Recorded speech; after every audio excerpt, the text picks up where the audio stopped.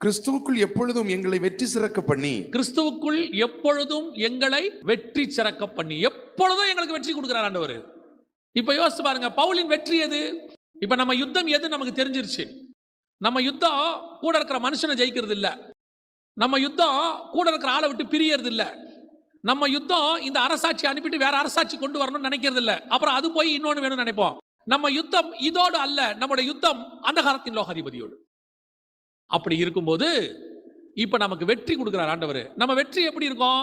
திருப்பி அந்த வசனம் வாசிங்க. கிறிஸ்துவுக்குள் எப்பொழுதும் எப்பொழுதும் எங்களை வெற்றி சிறக்க பண்ணுகிறார். அப்படின்னா என்ன அர்த்தம்? வெற்றி சிறக்க பண்ணுகிறனா என்ன?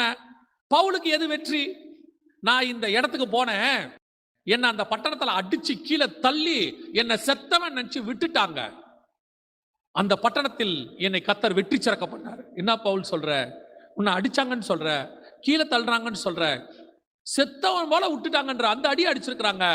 எப்படி பவுல் அதுல நீ வெற்றி சிறக்க பண்ணுகிறேன்னு சொல்ற? அவங்க அவ்வளவு பண்ணியும் அந்த பட்டணத்துக்குள் நான் போய் பிரசங்கம் பண்ணேன். அங்கே அநேகரை கர்த்தர் எனக்கு கொடுத்தார். அது என்னை தடுக்க முடியவில்லை. நான் எதுக்கு போனேன் தெரியுமா? இந்த அதிகாரத்தை ஜெயிக்க போல, அந்த அதிகாரத்துக்குள்ள இருக்கிற ஆத்துமாக்களை கொள்ளையிட போனேன்.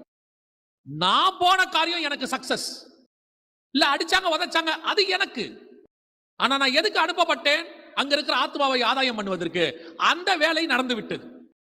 அதனாலதான் நான் போகிற எல்லா இடங்களிலும் என்னை வெற்றி சிறக்கவே பண்ணுகிறார். காரணம், நான் போகிற மோட்டிவை கர்த்தர் எனக்கு சக்சஸ் பண்ணிக்கிட்டே இருக்கிறார். அவன் தடுப்பான், உதப்பான், திட்டுவான், நிறுத்துவான், என்ன வேணாலும் செய்வான். ஆனால் போகிற இடத்தில் ஆத்மா அறுவடை நடக்கும். என்னை வெற்றி சிறக்க பண்ணுகிற ஒருத்தர் இருக்கிறார். அவன் எதுக்கு என்னை தடுக்கிறான்? அவன் எதுக்கு என் கிட்ட போராடுறான்? எதுக்கு நான் சுவிசேஷம் சொல்லக்கூடாதுன்னு சொல்றான்?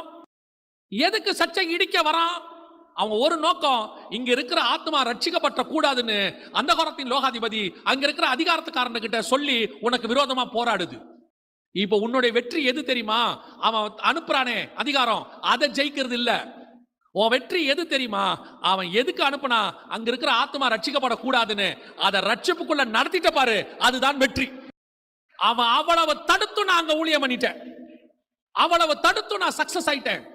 அவன் எவ்வளவோ ஃபோர்ஸ் பண்ணா, ஆனாலும் என் ஊழியத்தை அவனால தடுக்கவே முடியல.